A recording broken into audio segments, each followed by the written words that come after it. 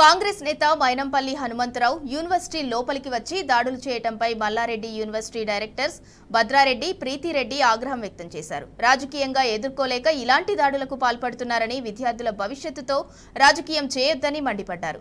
గత 10 ఏళ్లుగా రాని ఇబ్బందులు 2 నెలలుగా ఎందుకు వస్తాయని వారు ప్రశ్నించారు. తమ దగ్గర తప్పు ఉంటే చట్టపరంగా చర్యలకు సిద్ధమని, అంతేకాని చిల్లర రాజకీయాలు తగవని హితవు పలికారు.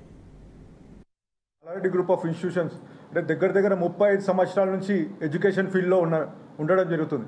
అంటే 50,000 మంది students Malla Reddy group of institution చదువుతున్నారు ఈరోజు.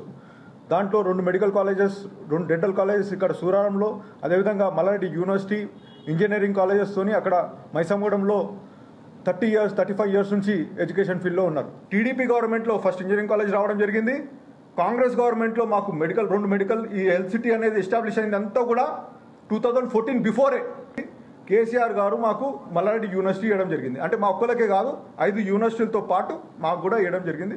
దాన్ని కూడా సక్సెస్ఫుల్గా క్వాలిటీ ఎడ్యుకేషన్ ఇస్తూ ఈరోజు అన్ని ఎంఎన్సీ కంపెనీస్లో ప్లేస్మెంట్ అవుతూ అవన్నీ కూడా జరుగుతున్నాయి.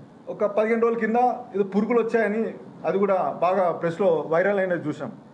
సో అంటే 10 సంవత్సరాల నుంచి లేనిది హాస్టల్స్ రన్ చేస్తున్నాము. ఇప్పుడు ఈ నెల రోజులనే ఎందుకు వచ్చింది అని మీరు కూడా ఆలోచించాలని నేను కోరుకుంటున్నాను.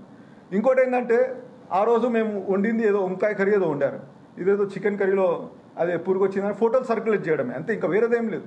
ఫోటోలు సర్క్యులేట్ చేయడం, పిల్లలని లేపడం, వాళ్ళని ఏదైనా కొట్లాట చేపించేటట్టు క్రియేట్ చేపించడం అంతే. ఇదంతా కూడా ఒక ఉద్దేశపూర్వకంగా చేసిన విధానం. ఇదంతా కూడా అట్లా ఒక డ్రామా నడుస్తుంది అంతా కూడా. ఇదంతా కూడా మీ అందరికి కూడా తెలుసు, ఎవరు క్రియేట్ చేస్తున్నారో ఎవరు చేస్తున్నారని మీ అందరికి కూడా తెలుసు. సో దయచేసి నేను ఒకటే రిక్వెస్ట్ చేస్తున్నాను, ఇది రాజకీయాలు అనేది కాలేజీలలో చేయొద్దు. దగ్గర 50,000 మంది పిల్లల ఫ్యూచర్ మల్లారెడ్డి గ్రూప్తోని టై అయి ఉన్నది. కాబట్టి నేను రిక్వెస్ట్ చేస్తున్నాను, ఈ గూండాయిజం రాజకీయాలు ఏదైనా చేయాలంటే బయట చేయండి, జైల్లో పెట్టిస్తాం. అరే ఇదేం రాజకీయాలు నాకు అర్థమవుతలేదు. అది మా కాలేజీలో వచ్చి మాట్లాడడం ఏంది, ఈ విషయాలన్నీ అవసరమా? పిల్లల ముంగట మాట్లాడడం ఏంది? వాళ్ళ మనసులో ఏముంటుంది రేపు? ఒక్కసారి వాళ్ళ ఫ్యూచర్ అరే ఆందోళనకరంగా ఉంటుంది కదా. మేము అందరికీ కాల్ చేయడం అంటే నిన్ననే లిస్ట్ రెడీ అయింది.